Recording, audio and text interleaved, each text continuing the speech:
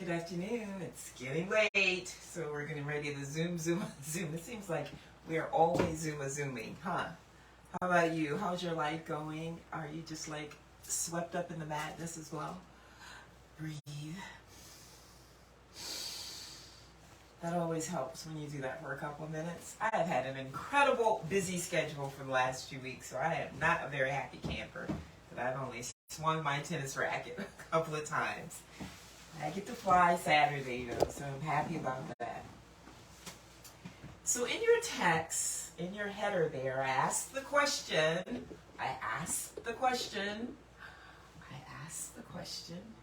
are you a taker? Are you a taker? In a world filled with takers, in a season filled with takers, are you a taker? And if you are a taker, it's okay, but how much are you willing to give for the sake of others? Are you one of those people that gives when it's convenient? Are you one of the millions of people that give when there's going to be recognition, their name will be in the highlights, on the front of the bulletin? Or are you one of those behind the scenes persons that just truly has a heart for giving? That is the difference. The difference is whether or not innately it's in your heart that you just want to give. You want to give not just for the sake of giving, but for the sake that others may benefit. Not just for the sake that others may have, but for the sake of others having, such that it makes their life easier, that it encourages them, it gives them hope, it gives them just that little bit of push they need to get through the times that they're struggling with. That's the heart of a giver, and that's the heart of our Jesus Christ, and that's the heart that he commands us to have. And so this passage, though we've looked at it for many other things, many other times, I know I have, it's another one of the familiar stories that we read about in the Bible. We read about the first part of it 2 weeks ago. And so I've taken this little section here and I've broken it down, and continue to break it down because you can just really miss through it. It starts out with the synagogue leader, one of the ones that had put Jesus out of the synagogue, going to Jesus when his young daughter, we believe to be about 12 years old, was on her deathbed. And he just threw away his prejudices, his pride, his ego, everything. He's like, you know what? Though we put this man out of the synagogue, after listening to him, after watching, after witnessing what he's capable of doing, sometimes you ask yourself, look at the lives of other people. See what Jesus is doing in their lives, and maybe we ought to take a page out of their behavior because they must be doing something right. And so this man was able to witness this because he was one of the leaders in the synagogue. And where Jesus spent all of his time initially in his ministry, this guy was able to be an eyewitness to not only the things that he was saying, but the things that he was doing. Therefore, in his hour of need, it was like no talking to his friends, no, asking the family and friends, what do they think? He went straight to Jesus and says, hey, my daughter is dying. I know you can heal her. Come with me. Jesus never said anything about, aren't you one to put me out of the synagogue? Nope. Jesus went right straight away with the man to his home. So we find this story nestled in the journey from the synagogue, or not actually from the synagogue, but when Jesus got out of the boat on the other side of the river after healing the man with the demonic spirit. This is where the synagogue ruler came and found him and says, hey, snap it over to the house. And on his way to the daughter's house, to the ruler's house, to heal the daughter, he runs into this woman. On the way, so he's on the way, he just got across the river. We know that people probably ran around to the other side of the lake after they found out that they healed this man that was living in the caves forever with this crazy legion living inside of him of demonic spirits. And so they're following Jesus, so they basically meet Jesus on the other side. And so all of these people, some of them have heard that he healed the demonic man, the man with the demonic spirits. Some of them probably had witnessed it. So what are you going to do? If you see something great and a miracle, miraculous, what are you going to do? You're going to look for another one. So they're following wherever. What's he going to do now? And so just imagine the multitudes of people that are walking around him, pushing and shoving. They already know by now, well, he's going to the leader's house to heal the daughter. They already know where it is. They know where the end point, the destination is. So they don't necessarily have to walk with Jesus or behind Jesus. They can go ahead and just get to where he's going to go to perform the miracle, where the sick girl is. So just imagine that, though. But some are walking alone because he could perform another miracle in the process. Some are walking alone because I'm sure because Jesus is a teacher, he's teaching. And some are curiously, just want to really learn. And so they're listening. So just imagine, if you will, I don't even want to say a movie star's name because I don't even want to bring any of that into this period right now. But just any old famous person, and just everybody, the groupies and the sincere ones, everybody's on their coat heels. And so you have thousands of people walking along. You can barely recognize Jesus. He's just muddled in the midst of the crowd. Never tells us how tall Jesus was. So we don't know if he is above the average person, below, or what. And then on the way, a woman who had been just sick with this blood issue for years, spent all of her money for years, seen all of the doctors for years, all to no avail, actually worsened her condition from what the scriptures tell us. And she just says, oh, here he comes. If I can just touch the hem of his garment. And we talked about that the last time, the tassels on each corner of the outer robe that the Jewish teachers wore. Just touch that. And when she touched that, it says, the last time that we were here, that as she touched him, she could feel that her issue had dissipated. She was healed instantaneously. And we talked about the fact that that also happened because there was a belief, there was an assurance and a confidence in her that all I got to do is touch him. I don't have to have a conversation with him. I don't have to ask him to heal me. I just need to touch this man. And she did that, and she was healed. So this gets to be, and so I cut it off here. I could have easily thrown these 4 scriptures in here. But this is just the ending of the story, of that part of the story. But we'll miss it. You'll miss it. Say it. You'll miss it if you don't have your eyes open on it. And there's some very important things and lessons that we learn here about 3 different characters, the characteristics of 3 different people, I should say. And we learn even more, a little more about the heart of Jesus. So here we go. Mark 5, we're still in chapter 5. We'll be out of 5 and by this time next month. It's just a few more scriptures in this verse. So right now, Mark 5, 30 through 34, picking up on this great story. It's a little dark in here, I can't see. So we're at 30? Are we at 30? We're at 30 to 34. Here it is. It's on the other page. That's fine. So here it is. It starts at the end of the other page. Mark 5:30.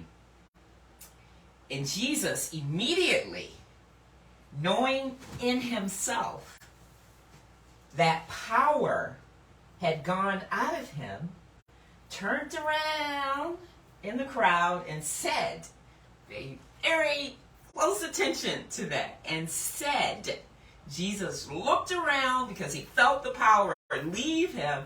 He looked around the crowd, and then he said, S-A-I-D. He said, who touched my clothes? Not even who touched me, but who touched my clothes? But his disciples said to him, you see the multitude thronging you, and you say, who touched me? Now we have to stop here for a second, because I'm reading that, but they're like, yo, seriously, dude? You see how many people around here? Why are you asking us? Almost like just kind of the teacher, the one they've been around, the one that has taught them, the one they've witnessed him healing the man with the demonic spirit. In a sense of sarcasm. Just like, seriously? A sense of, do you have anything between your ears? When they say, you see all these people around you and you're asking us the question, who touched you? And then it could be a reflection of themselves. We're not smart enough to know who touched you because of all these millions of people around you. So I just find that interesting. It kind of reminds you of Abel and Cain when he's like, "Am I my brother's keeper?" after he killed his brother. That's probably one of the funniest lines in the Bible. And so he says, and you're thronging, these people are thronging around you, and you say, "Who touched me?" And he looked around to see her who had done this thing. But the woman, fearing and trembling, knowing what had happened into her, inside of her, came and fell down before him and told him the whole truth. Nothing but the truth. The whole truth. Told him the whole truth, and he said to her, daughter, your faith has made you well. Go in peace and be healed of your affliction. So if you're not paying attention, you miss some incredible things here. First of all, that thing I talked about a minute ago, are you a taker? Are you a taker? Or are you a giver? And to give takes something out of you. And I don't think people realize that. To give, to have a million things on your plate this morning and trying to get here and realize I don't have an onion. Last night it's like, what am I going to make? And then this morning it's like, I don't have an onion. And if you look closely, you'll see we actually have sardines here. Yeah, so stay tuned. Because we're going to do something with sardines.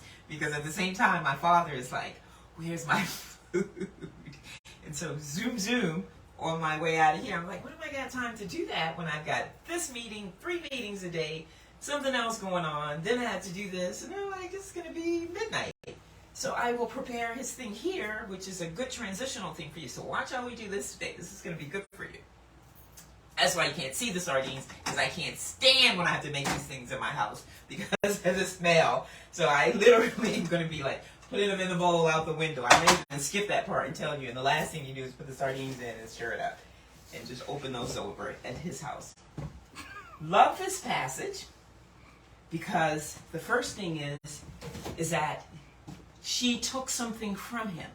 In order for her to be healed, just touching the hem of his garment poured something out. Why? Because Jesus walks in a spirit of giving. Jesus walks with the anticipation that there will be ones that will come to him for healing. And when you have a heart, possess a heart like Jesus' heart, to give, to be willing to give, at whatever extent that people need it, it takes something out of you.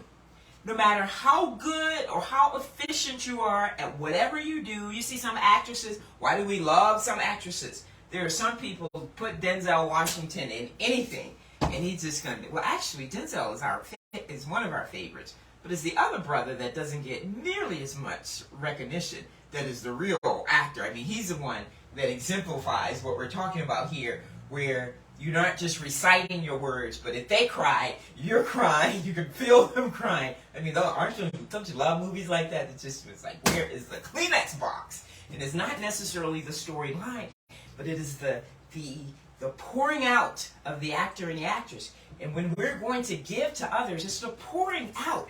And when you're doing that, when I go and preach, when you're preaching and you study God's word and you're filling the people, after you're done, you just want to go somewhere and sleep. People coming up and they want to, you just want to go put your head down on a pillow. And I'm sure for great musicians and anybody that you're doing what you do, the technical side of it, but it's that passion that you put in there. It's the tennis, you know how to stroke, you know how to do whatever. But when you're just like, I'm not going to let any ball get beyond me, and you're just going 100%. You're the Nadal or the Federer or the Djokovic. It's a whole different thing. And when they're done, they're done. They want to go sit in some ice and just like chill out for a minute. And so this is what happened as the woman was healed. It took something out of Jesus. And he recognized that. But here's the story. So Jesus, who is Jesus? Who is Jesus? Who is the man that walked upon the earth, that came down and wrapped himself in the womb of a virgin for our benefit? Who is he exactly at this time? Though he was born of a virgin, he was fully man and fully God. Even at the time where he was sitting in the synagogue when he was 12 years old, And up until this point, He's still fully God and fully human, which means what? He's all-knowing, all-powerful, yes, we know that, but also all-knowing. Jesus knew who touched him. So it didn't say, that's why I said be careful how you read Scripture, because sometimes we've heard the story so many times that we just blow through it. And another day we'll just go through basic Bible study. And that is how you can learn to become intimate with the Scriptures yourself. How do you read a Scripture and get your own interpretation versus reading some commentary or just listening to what the Sunday school teacher or the pastor says, but how to confirm what they're saying by taking the text and reading it yourself and saying, what does this text say? You know, in the context of the time, in the context of the Holy Spirit being inside of you, all of that. And so one of the, just a little quickie here, one of the things you want to do is pay attention to the verbs. Especially if you're trying to figure out what this means. If it's something acting, something taking place. So first pay attention to the verbs. Pay attention to how many times a particular thing is said. You know, is it repeated? You know, you read some verses and 5 times in 2 scriptures they're saying mercy, mercy, mercy, something. Anyway, so here we go.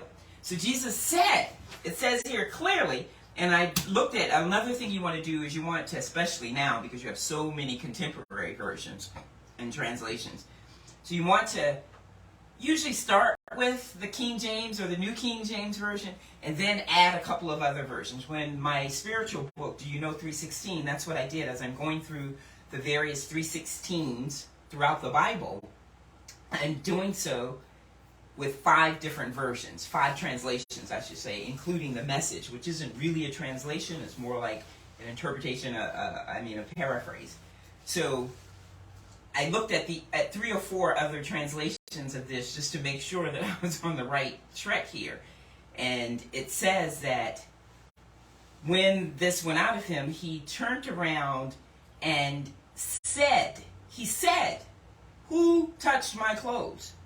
He didn't say, it doesn't say that he turned around to determine. It didn't say he turned around to see. But he actually said.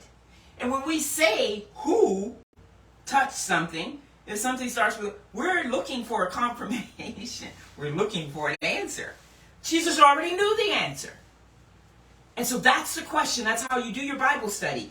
If Jesus, the all-knowing God, already knew who touched him, why is he asking the question, who touched me? He's asking the question for our benefit, their benefit. And remember, the Bible written in that time, for this particular time, that question was asked for the benefit of the woman, 1, for the benefit, 2, of the disciples. And they were the ones that were here walking with Jesus at this particular time. But this is the Word of God, the revelation of God for you and me for today. So this is applicable today. Jesus is asking us the same question that went before not only the woman, but the disciples. And what question is he asking the disciples? Who touched me? And he already knew, because he's the all-knowing God, that them and their basic common sense is going to say just what they said. So be careful that we don't move through life trying to use our common sense, because we have been transformed. God is inside of us. The Holy Spirit is inside of us, and it's yield to him so that we may have clarity, so that we may have wisdom, so that we may have knowledge. Rely on him.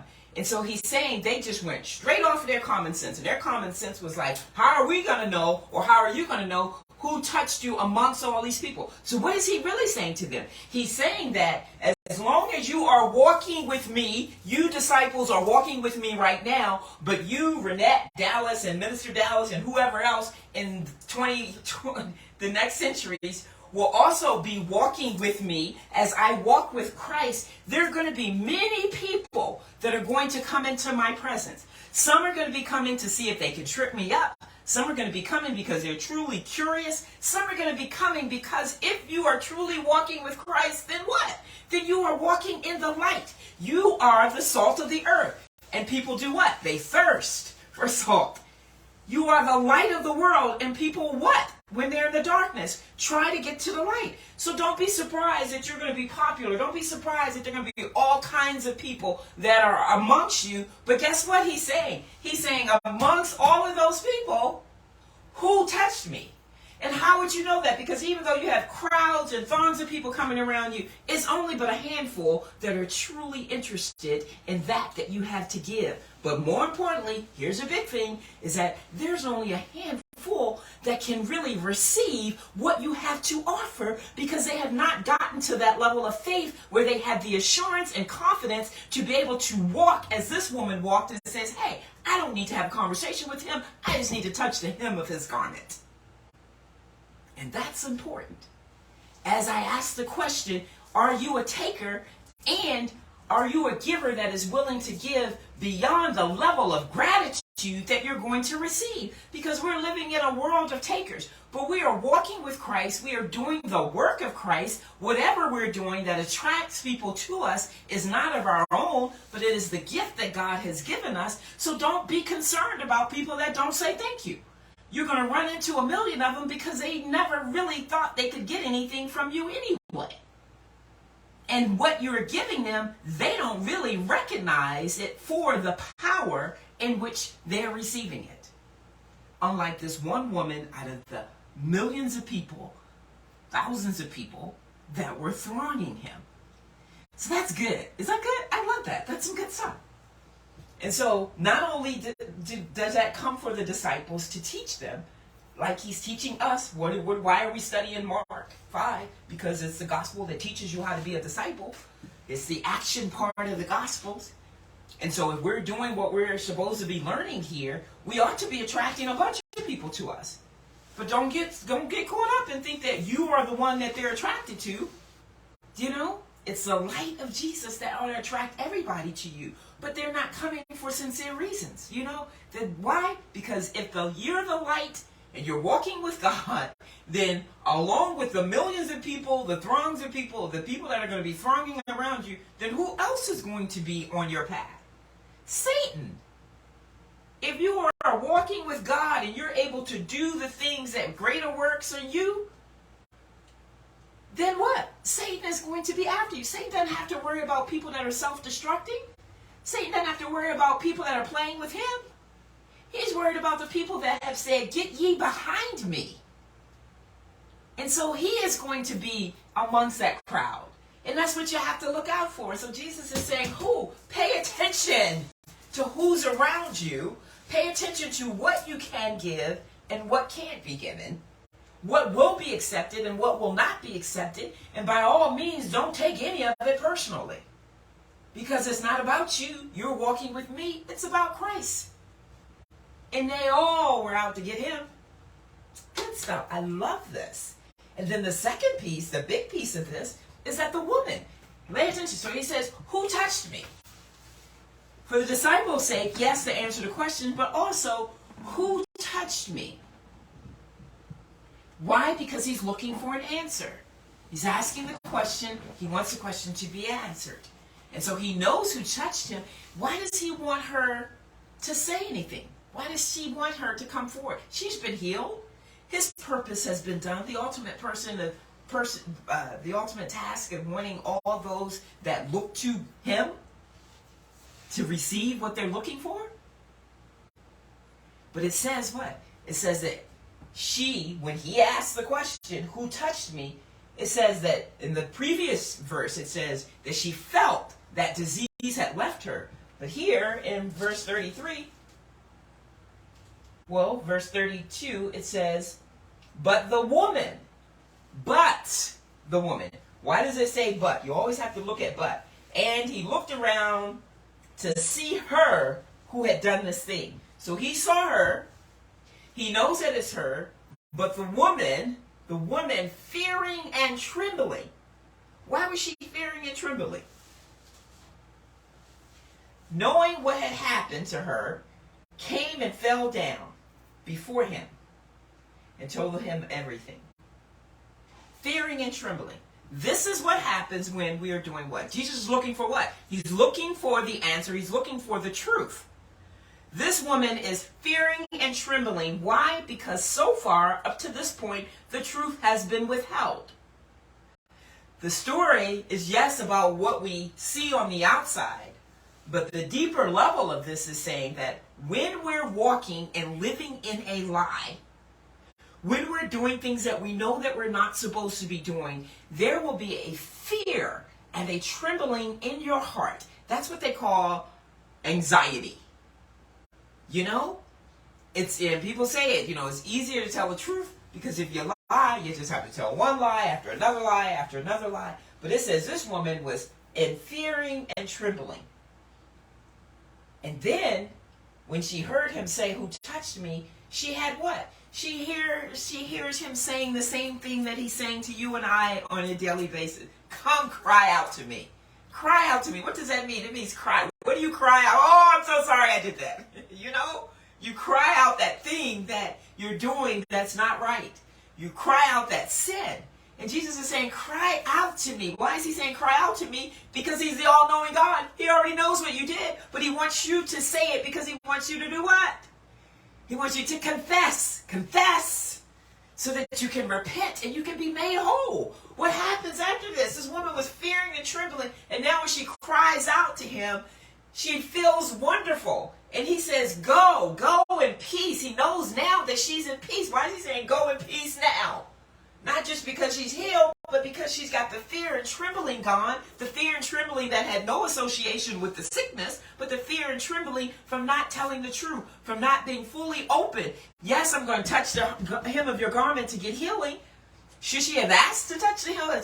That's not important. What's important is that there was a fear and a trembling in her after the illness had left her. After the illness had left her, you would think that she would have peace and joy. And that's the problem with us, is that sometimes we get what we think is a blessing. Everything is going right in our life. But as long as we're still attached to that sin, as long as we're still doing what we're not supposed to be doing, no, there's going to be no peace. There's going to be no joy. The Bible says we're supposed to have the fruit of the Spirit, peace, love, joy. That can't exist when we are not confessing, when we're not crying out to Christ. And look what he says. Daughter, he calls her daughter. Cry out to God and your daughter, your faith has made you well. So again, the faith is that she had enough sense to know that if I just touch the hem of the garment, the faith is that she had enough sense to know that, okay, he's asking me to confess my sins. I'm going to go with that, because this is the same person that just healed my body by me just touching him. And if he's asking me to confess my sins, I have to trust and believe that this will give me peace. And that's exactly what happened. And then the last part of that is just that. Jesus says, go in peace now, in peace, and be healed of your affliction. Be healed of your affliction. Whatever that affliction was that had her down for so many years, is he actually talking about that physical affliction? Because it says that she spent all her money and she did this and this to try to be healed and saw many doctors. So there's probably a whole lot of other stuff going on there to get all the money that she had. To neglect whatever she was neglecting, to be able to just constantly focus on her illness, her sickness. That means some other things, some other people, if nothing other than her fellow man, were neglected during those periods.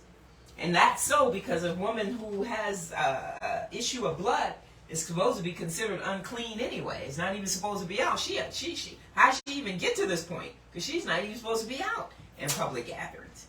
And so he's saying, go now, be healed of your affliction, whatever it was, whatever sin is in your life that was taking over her life now. Now get a fresh start. Why? Because you've cried out, you've confessed. Now comes the repentance. Turn away from that. He says, go and be healed of your affliction. This is a beautiful story. We just have to pay attention, and it's all right there for us. And it starts with walking with Christ. So that's some good stuff. So here we are. So when your schedule's busy, which I know most of us have busy schedules, and then sometimes it just gets out of control, which is what's been going on with me here lately. So you just want to do some alternatives. You want to be able to do some things, do them well. I shared on Facebook the other day where I made some salads, and somebody was asking me if there was different salads. I was like, no, they're the same ingredients. As long as I have to chop up a red onion, I chopped up enough red onions for 3 salads for 3 days so that I wouldn't have to be making salads on 3 different days. Typically, that doesn't bother me. I don't mind chopping because I believe that that's healing. The more you have your hands in raw foods and smelling the aromas, touching everything, looking at the colors. I believe that in and of itself, aromatherapy, touch therapy, that's all healing. I'm looking for something as I'm talking to you. And so my dad, usually he gives me carrots and spinach, broccoli, and cauliflower. I steam all of it, then I blend it, and then I put them in separate containers, and then he puts them on top of his gyro burger. He doesn't get the other stuff. He just gets plain lamb meat on marble bread, and then he takes those and smashes the stuff all over it, the vegetables. And sometimes he eats them by himself. Sometimes he'll have a tablespoon of the carrot. It doesn't want anything in it, no oil, no season, no nothing, just the carrots blended in a blender, and the spinach and cauliflower and broccoli. And he eats some of that every day. Sometimes he puts just a few of them on his Ritz crackers. Sometimes he puts them on top of his gyro burger. That's one. And so those are basically the vegetables that I take to him every single week.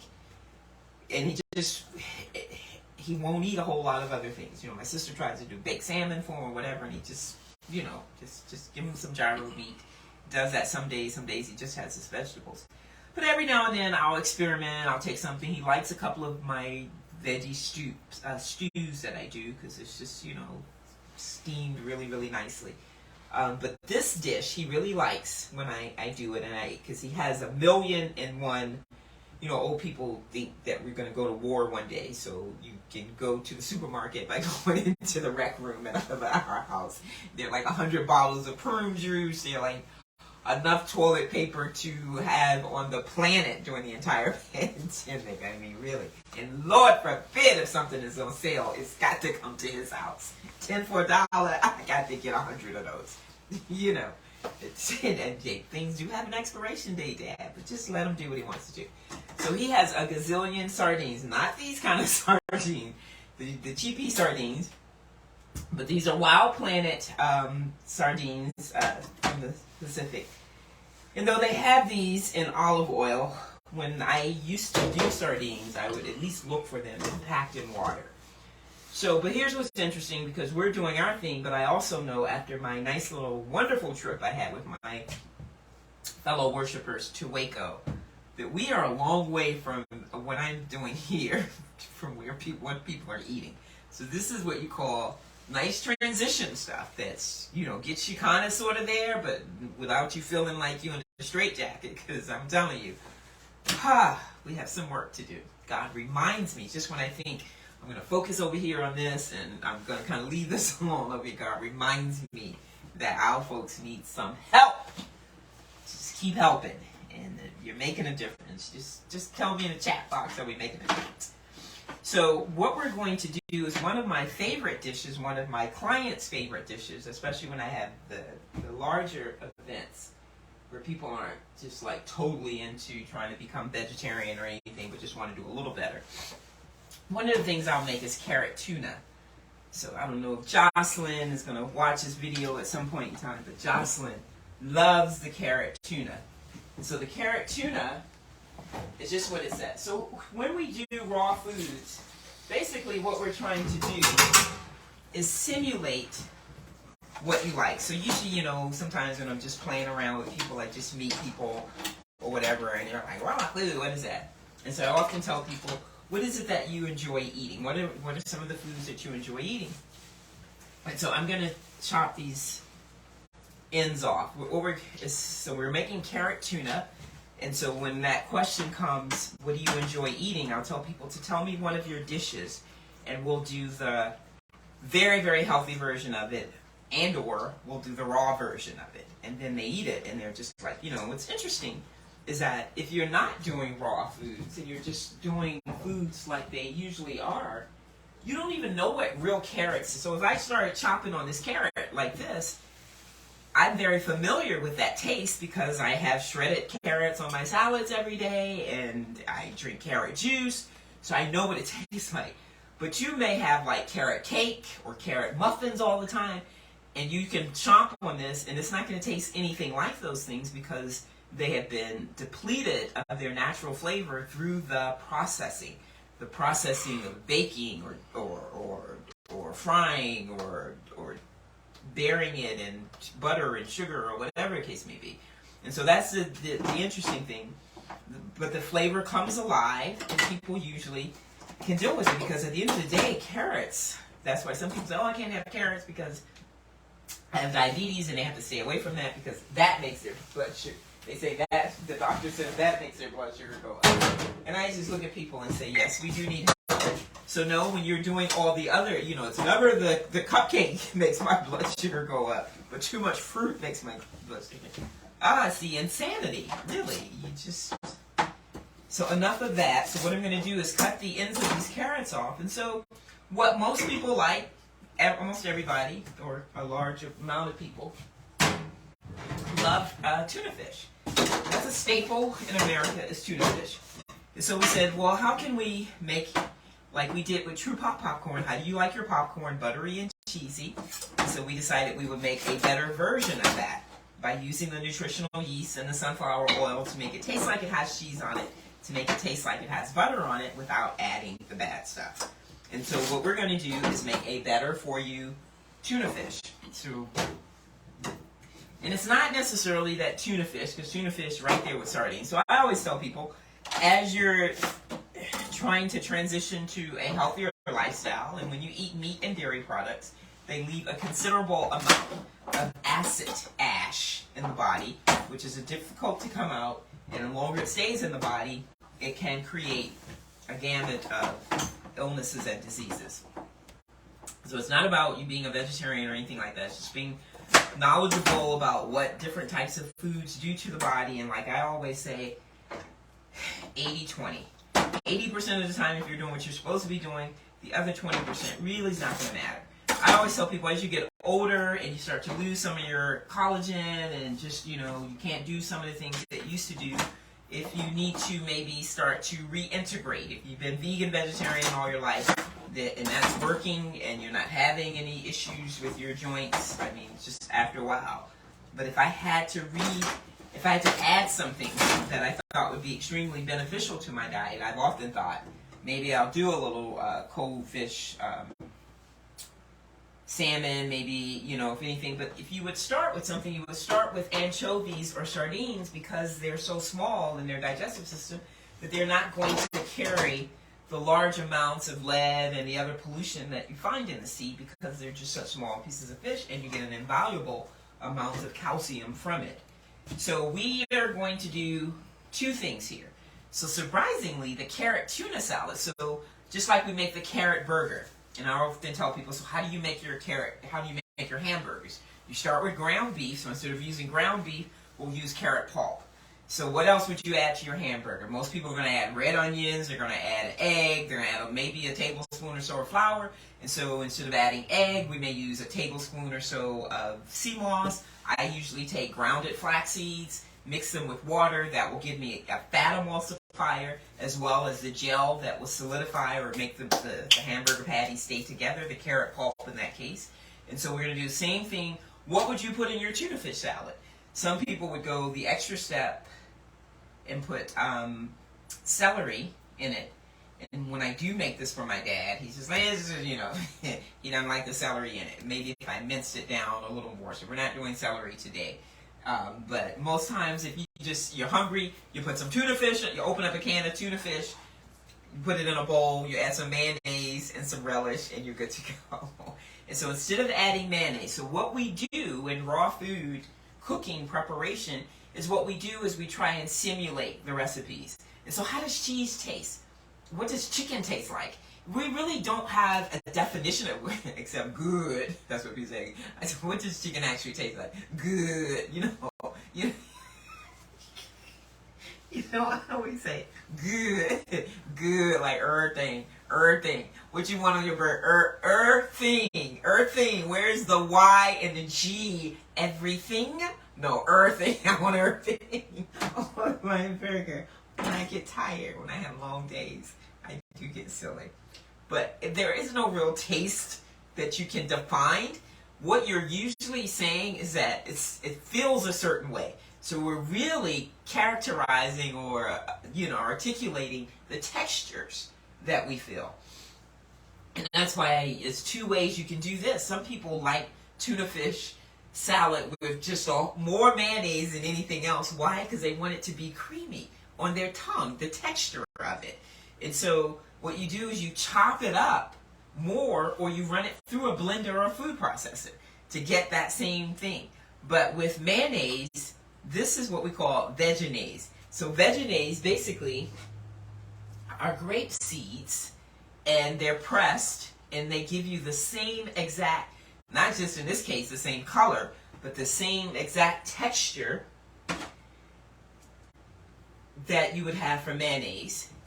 Relish is relish, but relish is not relish when you talk about high blood pressure and everything else. So when you have your own garden, you take you some pickles and you put them into containers, and you put a little bit of sea salt and a little bit of apple cider vinegar, and you'll truly have your pickle that you can grind up in the blender and make really sweet organic relish. Now, if you don't want to go through all that, then you go to the store, and McCutcheon's is a good one. Then there are a couple of other ones at the health food store that you can get that don't have the added sugars and things like that. And it costs you, I think this thing is what, $7? So the difference between this and relish that you will get that's twice the size and you get for $1 would be the amount of salt that's added to it. And then you have seasoning blends. So you guys know I love paprika, cumin. So you can just make that and put it into containers so that you always have your own seasoned blend. Or you can buy a nice seasoned blend that has some of those ingredients. Then I have two things going on here. So I have red onions because they're absolutely my favorite. You know that when you have broccoli or cauliflower or the green broccoli, the orange and purple cauliflower is going to have a little bit more phytonutrients than the white cauliflower. But in this particular case, onions are onions. They're the sister of garlic. They kill bacteria. They have a huge amount of sulfur that has a lot of anisin in it. Both of those are really good for keeping inflammation down in the body, but more importantly, bacteria at bay and that kind of thing. But then you have the jumbo white, what they call, I think they're called Vidalian or something. I don't usually buy white onions. But these are, you have, in the store I saw, you had white onions, and then this one was considered to be the sweet onion. I know my sister uses the Vidalian. I think they're Vidalian onions because she talks about how sweet they are. I know they don't make you cry as much when you're cutting them up. So my father, when I do take the sardines out, it has the red onions in it.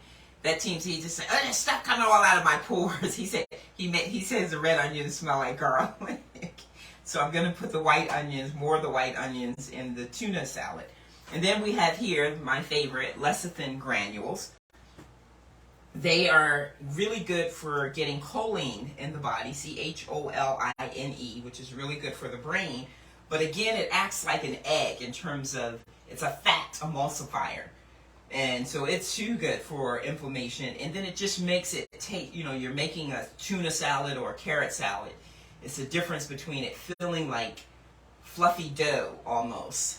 So if you did land it on a cracker, it just, gives it some versus it being flat, so to speak. So we'll sprinkle a few of those in there. So here's the beauty of this, is that you only have 4 ingredients, but you can do both. So I'm going to make the carrot tuna salad, add a little vegenaise, some red onions, some relish, some seasoning blend, and some lecithin.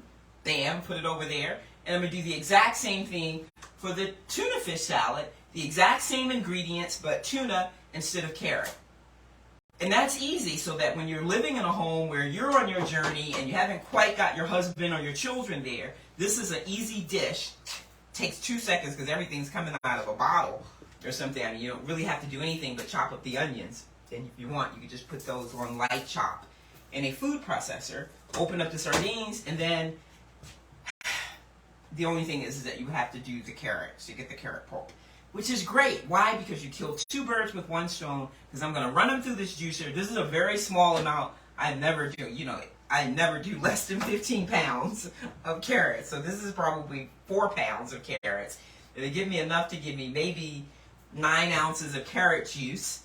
That's really good. That's all you need. 9 ounces of carrot juice is going to, bam, get me energy right through Saturday.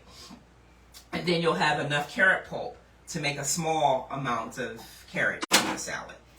But you don't want to make too much carrot tuna salad or sardine salad at at one time just because. For no other reason but just because. I am going to have to put the plug in order for this to come on. And we're going to time this and see just how quick this can happen.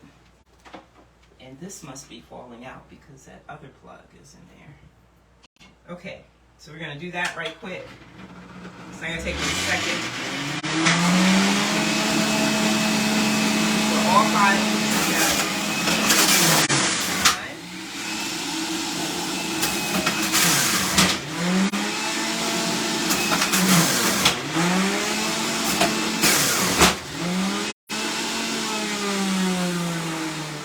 Just like that, I'm done. So I got a little more carrot juice than I thought. So you find you a quick little strainer. And I'm just going to strain my carrot juice right quick. And I'm going to show you another trick. Yep, buddy, that's all you get. You don't, with 15 bags of carrots, you're not getting too much more. You'll get a couple of quarts. And so what you do is just kind of grind it out a little bit. When you're using organic carrots, a lot of times, depending on how quick I'm moving or what I need to be doing, I may not strain my carrot juice. But since I'm making carrot tuna, what I'm going to do is keep some of the pulp, the carrot juice pulp, and put that into the bowl. So I've got here, this is a good 10 ounces of carrot juice. I'm just going to stick it in the freezer so that I can drink it on my way to my dad's house. So I'll have plenty of energy to deal with him. I'm going to grab a larger bowl.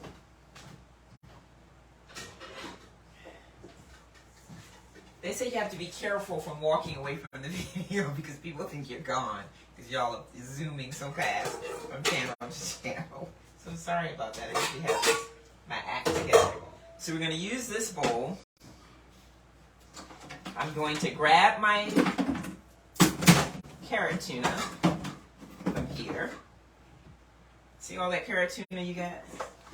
I am tempted. I am so tempted to snatch some of it and make me a couple of carrot burgers for the rest of the week. That's going to be more than enough carrot tuna. Well, maybe I'll do that. My father does like the carrot tuna also. I don't give him as much as that because I want to eat that. I'm not eating the tuna salad. So we have that much carrot tuna. I'm going to move this out of the way so that you guys can see. And so how's everything going? Are you guys excited that we're moving into the fall already? We should have had an apron on. Okay, this is not taking long, so we can chat a little, and I can tell you some things that are going on. So we're excited about our fundraising with True Pop Popcorn. Everything is done. For those of you who wanted brochures, email me, text me, give me your email address in the chat box because I finally got those done. I can email you the PDF before I have multiple copies printed. We've got some solid commitments from a couple of Mason groups, a fraternity, a few churches. I'm going to do a presentation at the Ministers Conference on Sunday. They invited me to come and talk about that. Several of the pastors have programs that they want to use the... I was like, Pastor, while we all hung up in the thing, which I'm excited that you're excited about the fundraiser, popcorn fundraisers, True Pop Popcorn fundraisers.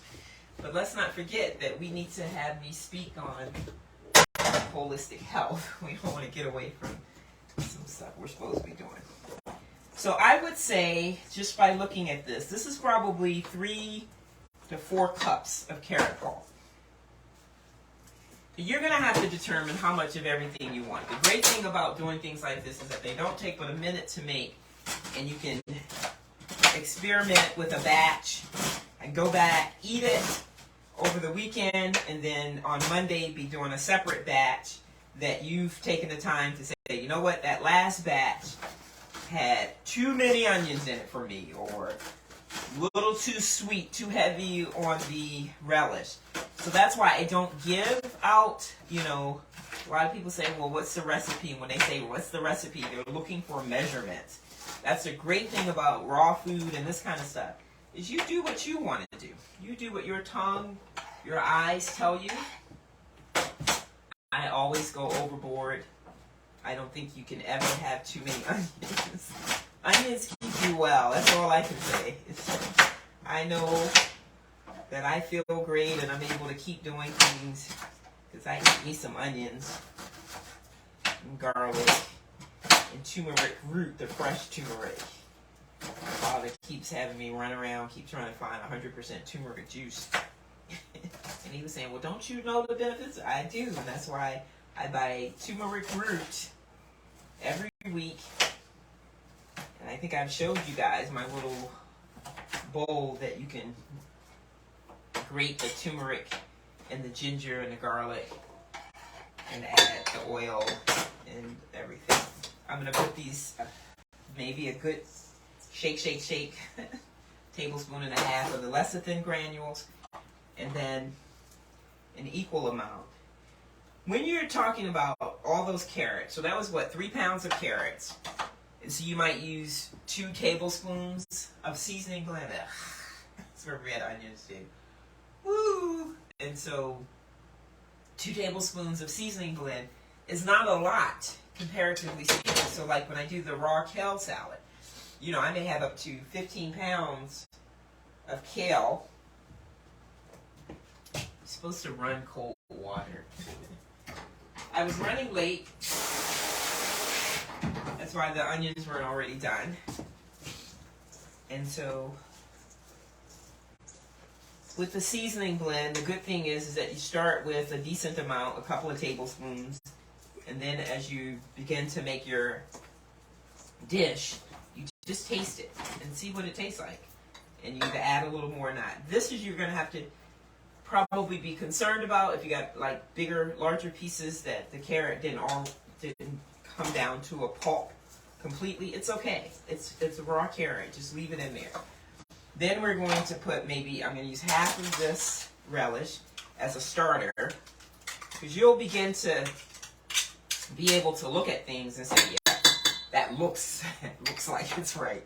And we're going to do the same thing with half of this, and this is probably a cup and a half. Take about a cup and a half of that.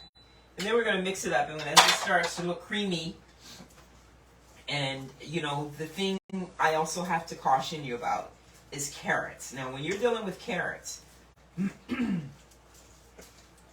carrots can be dry. They can absorb liquid pretty good. I don't know if you were paying attention just a minute ago, because I almost forgot that I already did it.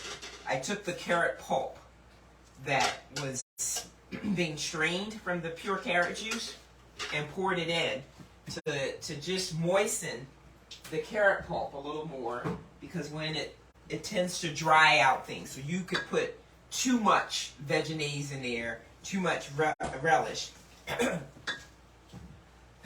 looking for a moist appearance, and it's gonna you'll be dumping it in forever because it's not gonna get moist, because the carrot has been extracted. That's the difference between blending and juicing.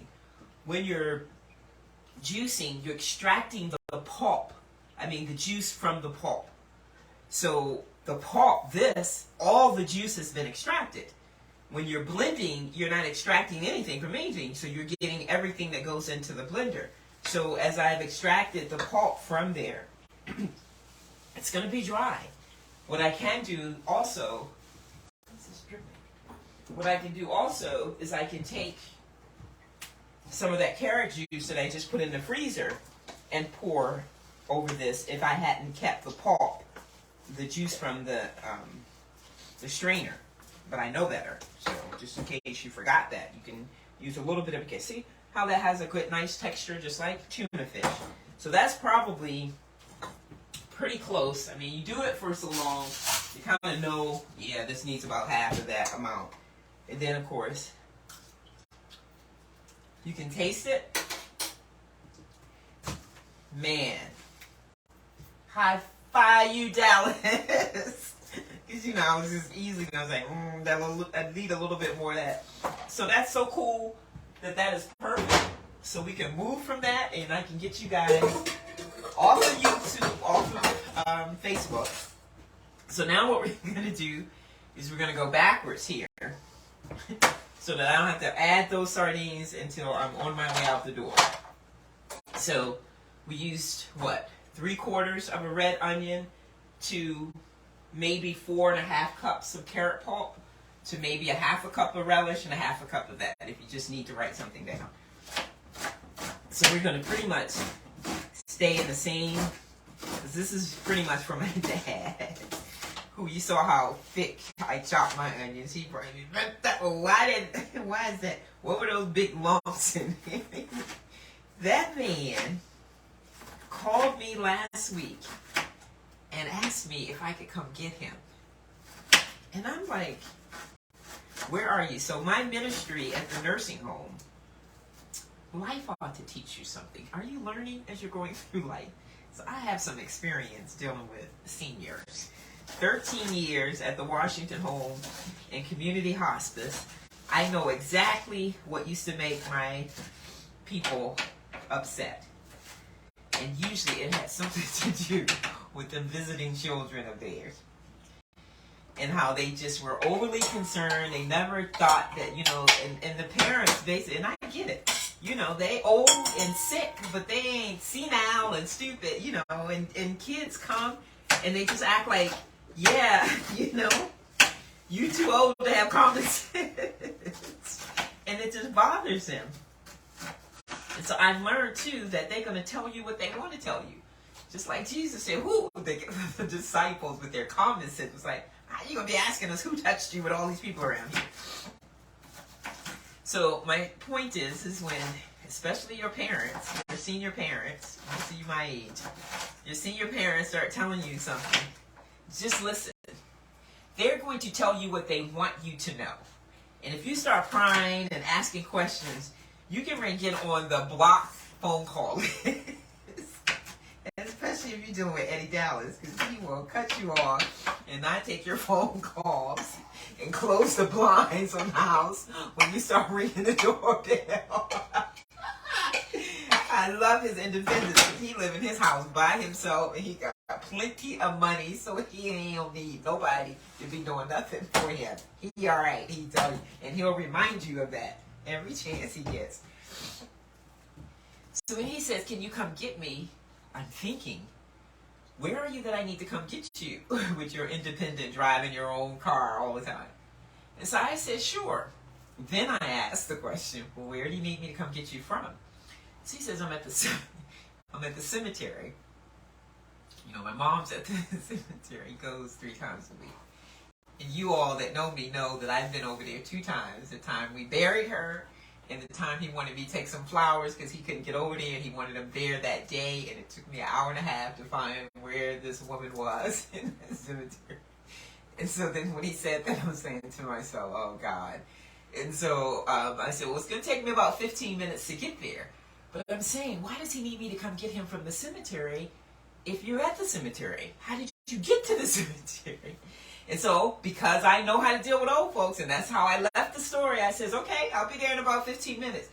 Then, if you do that and you just let them be who they are, let them talk as much as they want or not, then they'll give you the information you need. So then he volunteered the information after I says, okay, I'll be there in about 15 minutes. He says, cuz,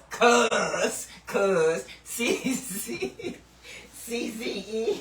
cuz I had an accident, but I'm okay. I had an accident, but I'm okay. What part of that sounds like you know what kind of accident he had? Not, oh, I ran into a tree, but I'm okay. Not, oh, I skipped the curb, but I'm okay. But I had an accident, and I'm okay. In other words, don't ask me what kind of accident I had. And I'm smart. I'm smarter than my sisters. So I was like, okay. It's going to be 15 minutes. So I'm hanging up the phone. I'm calling my other sister. Your father had an accident. Don't ask me what kind of accident because he didn't tell. You didn't ask him? No, because I'm smarter than you. So I get to the cemetery as I'm finishing his dish for you guys. I get to the cemetery and I see the car hinged up on a concrete slab from somebody's grave after he done run over the tombstone. How he got from the street to the 15, 20 feet down the hill where the car was, I don't know. I still don't know because I know that. And so I didn't see him though. And so I saw some man, you know how you walk through the cemetery because all cemetery have hills. Did you get exercise? So the guy looked at the car and he says, wow, how did that happen? And so I'm looking, I'm like, oh, where's my dad, right? And so I go to the car. He's sitting in the car. And so I'm like, okay, maybe the door is stuck. He can't get out. Oh, my Jesus. And so then he rolled the window down. Now, my other sisters would have been like, well, how'd you get with the hand on their hip and their head shaking? I just looked him in the eye and I says, how did we get down here? We, not how did you get down here? How did we get down here? Make you feel very comfortable in yourself. How did we get down here? And you know what he said to me? I don't know. And all I said was, well, you might not want to tell the insurance company that you don't know. Maybe you'll tell them that you thought the park brake was on or something. Or you may not be getting insurance to drive anymore. Okay. I hope you enjoyed that story as much as I enjoyed him pulling me from my work day. He said, come, and you don't want to tell me. Actually, he did not say. I said, how did we get here? And he said he didn't know. That's right. He said he didn't know. He didn't know. This is what he told me. So I don't know if he knows or not. All I know is that he hasn't had any types of fender benders or anything. He doesn't drive more than a 5-mile radius from the house at any time. And I know if you take people's keys, you take their independence. So as long as he's not running through a storefront of a restaurant and killing anybody, I think he'll be just fine. And then he says, I said, well, why are you sitting here? He says, well, the tow truck people who he called an hour ago told him, and I said, well, they must have thought you needed a ride. Let me call them. So I called the insurance company and said, my father has been traumatized. And we're leaving the cemetery, and I'm leaving the key with the cemetery superintendent who's sitting up here asking me, did he have a medical accident? I don't know. He said he didn't know how he got in. He says, yeah, we see him all the time. He comes to visit. Yeah, I said, yeah, he'll be all right. I'm leaving the key with you because we're out of here. And so when I get him home, he says, I tried to turn the car on and put it in park and reverse. Because when I first asked him, how'd you get here? He says, I don't know. He says, but when the car stopped, I thought it was going to blow up. I thought maybe it had hit the fuel tank. And so after it did blow up, then you were so bright that you're going to turn it on and try to put it in a park or drive. See, that's the kind of stuff that ends in a bad ending. But he said, well, when they bring my car back, like they taking it to the car wash. And so now he's having a fit that is going to take him until October the 15th. And so he says, well, maybe I should have gotten that rent-a-car that they offered me. And I'm like, maybe you should not drive for a month. So I put the rest of that relish, the rest of the veggies, probably way too many onions for him. So what I'm going to have to do, but see, this is going to make him feel good. That's the other thing, is you can sneak healing into people. So this is going to make his little knees feel a little better. When I left there yesterday, he was saying something. I don't need to go anywhere. I said, you need to go sit out in that backyard and get you some sunlight. Because he was talking about all the bugs this summer. I'm not going out there. Them bugs, they say, are poisonous this year. I was like, the people in the nursing homes die because they don't get fresh air. You need to go get you some fresh air. And then when I called him later on, he says, I took your advice. I've been sitting out in that yard for an hour. I was all wrapped up, so nothing could bite me. My dad. So here you are. Now what we're going to do to balance out the massive amount of onions that I have in there is we're going to put some sardines. I'm going to put all 4 cans in. So you open the sardines and you drain them. For me, I would rinse the oil off, but because the olive oil is good for the joints, I'm going to let him have the little that is left in there. Ugh! Stinky, stinky. So I'm going to be burning sage for the rest of the night. Okay, so we have 2 cans. And if you even get the ones that, I'm sure these have bones in them, they're so small it doesn't matter. And the cartilage would be good for you. I used to have a guy dated. I made him the carrot tuna. And he really liked the carrot tuna. And he said to me, I wonder what that would taste like with sardines instead of carrot. This is where this recipe came from. And so I just looked at him and it's like, okay, I can do that for you. And so I must have liked him to put this stinky stuff in my house.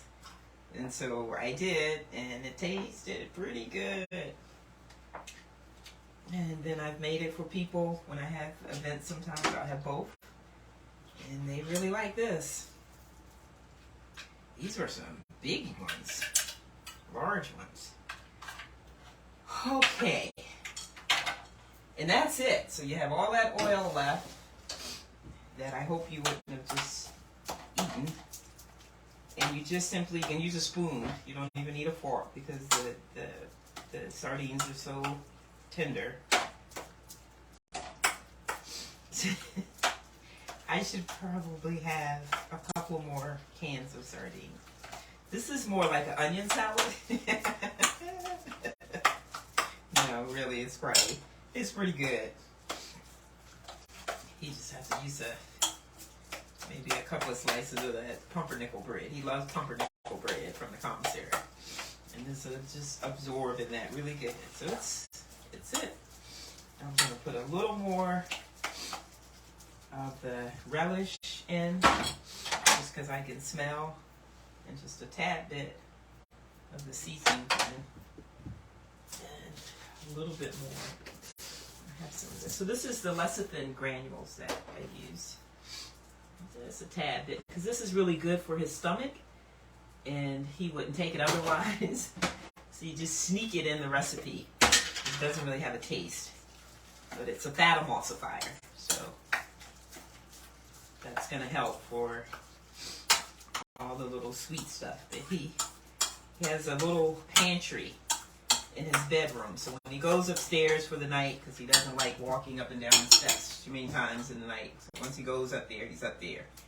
And he'll go up pretty early, sometimes like 6:30.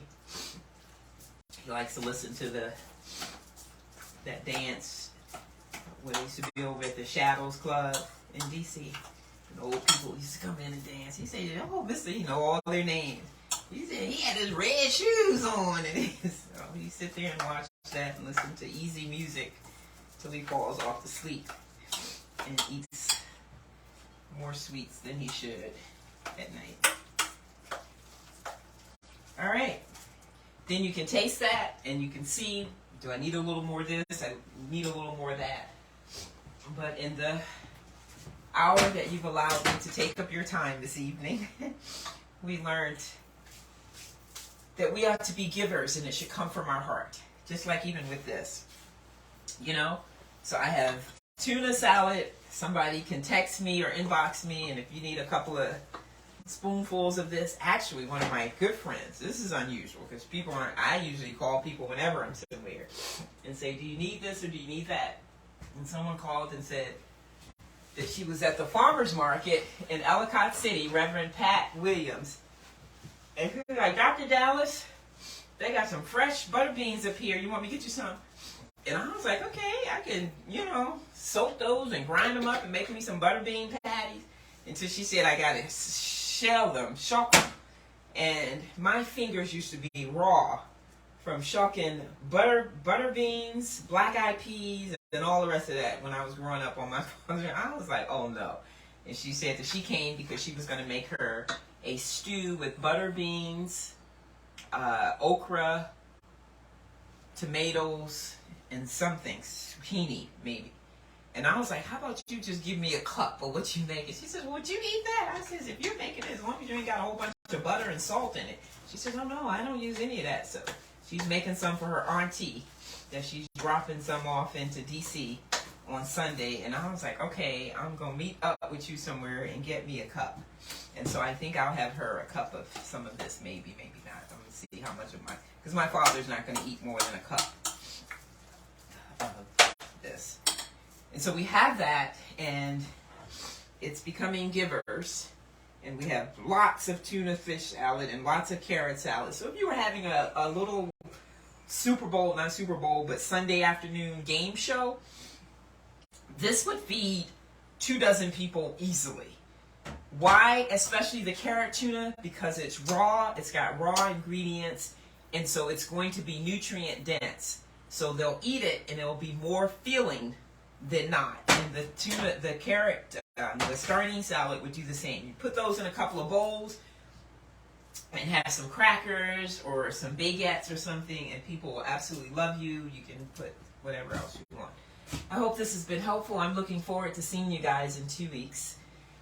We're going to have an event at my place. Not a grand opening, but just a nice event. So shoot me your email if you're not on our email list, if you're interested in coming. And have a great weekend.